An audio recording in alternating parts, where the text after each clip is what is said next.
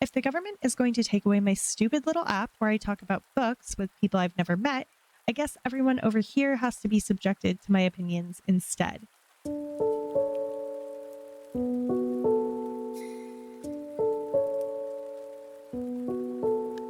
Hi, I'm Mir.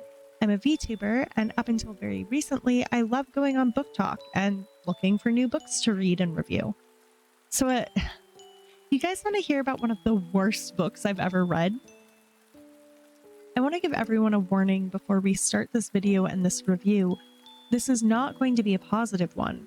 I think that's pretty evident by the title. But if you don't want to hear a negative review, I really do suggest clicking away. You can always come back next time when I'm reviewing a book I did end up liking. I promise I won't hold it against you. Or if you love to be a hater like I sometimes do, stick around and listen to me try my best not to go into an absolute rage. I can't promise I won't. I really, really wanted to like this book. It's a great concept. A girl is transported to another world, dies over and over and over again, and decides that in this life, she's going to become the villain. It's got all the pieces of things I love from isekai manga and manhwa. My favorite type of character arc is, after all, moral degradation. I wholeheartedly love seeing a hero become something awful and cruel, and so much worse than the villains they pushed against before. But How to Become the Dark Lord and Die Trying took all the bits and pieces of things I adore and made it into something just inedible. Before we get into this, it's important that I give you some trigger warnings. There's a lot of graphic violence in this book. Like, a lot. There's suicide shown on screen, there's sexual content on nearly every page, there's misogyny both intentionally and unintentionally put in, and sometimes it's hard to tell which it is. This book has a lot going on. We start with our main character, Davi, being tortured to death. Like, page 1. And while she's being tortured to death, she's making little quips both to herself and to her torturers that are meant to make us feel as though she's entirely nonplussed about this because it's happened so many times before. Only half those quips are about how she wants to get laid by her torturers while they're, torturing her. And that really does set the tone for the entire book. Every person Davi meets, the first thing we know about them is whether or not Davi would want to find a way into bed with them. And the answer is almost always yes. It's such a weird tone to me. I can see what the author is going for. Davi has been doing this for so long that she no longer sees people as people, but instead as video game NPCs who won't be hurt by her taking advantage of them because they'll just be reset when she dies again. She even outright says this throughout the book. These aren't people to her, they're ultra-realistic game pieces that she knows inside and out. That could have been an interesting concept to explore more thoroughly in this book, but instead it's relegated to being her justification for manipulating everyone she meets into getting into bed with her, including thinking about literal speed runs to get laid and completing one as stress relief. Almost everything interesting in this book, in fact, is secondary to Davi getting her rocks off. When Davi wakes back up after dying, naked, of course, she decides she's done with the supposed plot of her life and is going to go a different route. She's now on life number 238, only it's probably much more than that because she likes to save scum, i.e. die and start over when something doesn't go how she wants. The very first thing she does after centering herself by breathing is graphically murder the wizard who comes to lead her on her starting quest. Sarrigan, he's described as basically your quintessential wizard, old and with an improbably long beard and kind eyes. And our first real introduction to Davi and how she acts under her own free will is seeing her murder this man while saying his lines back to him and telling us that she thinks it's better than sex. Man, I don't know, it's a lot.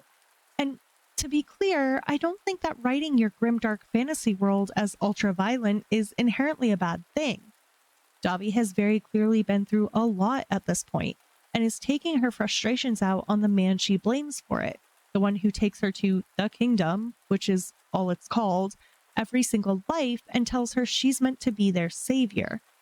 In many ways, her frustration is understandable, but this falls into a large failing of the book's premise. We don't get to see Davi as she was before she got to this point. We don't get to experience her downfall with her. And I understand why. If we went through her whole arc, it would probably be a 5-book series instead of a duology. We'd spend far too much time with her getting to this point, and the pacing would probably be god-awful. But it's really hard to read Davi as she is now without us ever even seeing how she was before. We as the reader are expected to view every other character the same way Davi does, to understand her. But we don't get that same arc. We aren't at the place she is. But Davi murders the famous old wizard who's meant to guide her on her quest, and decides to try and join up with the local band of orcs. This is one of the only times that the time loop premise comes into play, and it's actually fairly interesting. We get to watch Davi try every route she can think of to get into the band's good graces, only to fail again and again and again. She doesn't really count all those lives. After all, she's save scumming, which immediately puts her earlier count into doubt. She tries and fails again, especially when she has to engage in a physical fight before she's had a chance to get buff. She still has noodle arms, as she likes to remind us incessantly throughout the entire book. But eventually she gets there. Eventually she doesn't die and gets the route she wants, and that is basically the last time we encounter the supposed premise of the book until the very, very end. There's so much more that could have been done with this if only we'd gotten to see it. There are dozens, if not hundreds, of manga and manhwa with a similar premise that Wexler was clearly pulling from. The first that comes to mind for me is Choso Saves the World, but there's so many. ReZero is one of the most popular anime in the last decade. There's Stuck in a Time Loop When All Else Fails Be a Villainess. There's the villainess who has been killed 108 times, she remembers everything. Villainous manga and manhwa in particular really excel at this concept and love to use it, and it's exceedingly obvious that that's where Wexler pulled from with this book. But everything those do well, he falls flat with. Isekai and time loop manga often don't take themselves too seriously, and we regularly have the main characters treat the world like a video game they can just reset. But something about Wexler's approach leaves a much nastier taste in my mouth. Part of it, I think, is the endless references to other media and contemporary internet everything. It's jarring to be reading a book and explicitly reminded of an experience in World of Warcraft, with the exact zones called out by name.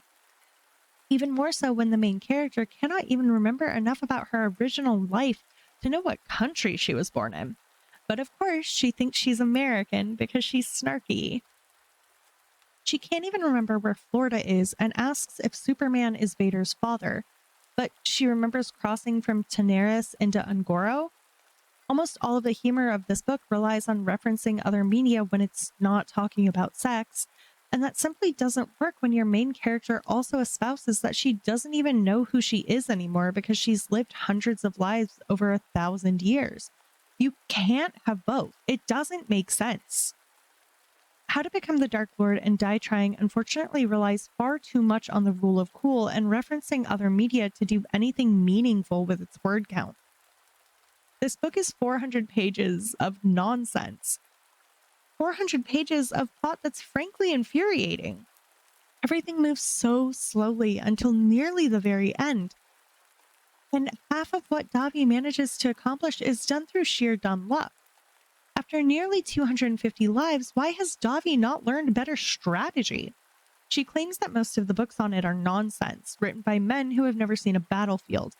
But she's had more lives, more time than anyone else.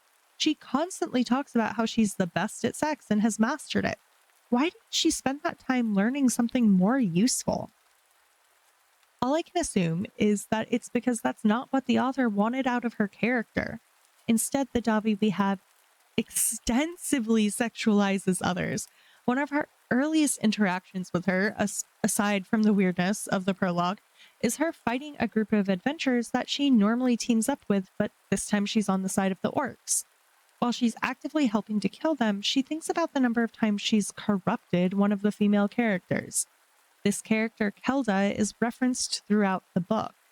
We hear Dobby talk about game theorizing the route into Kelda's pants in the fewest number of moves. That's a direct quote from page 43. But even after Kelda dies, on roughly page 50, she's brought up again and again. She's called sweet, innocent. We're told she's one of Dobby's favorite romance routes. But we never get more than a single line from her because she is graphically murdered a tenth of the way into this book, mowed down without saying anything more than wait. One line, one word.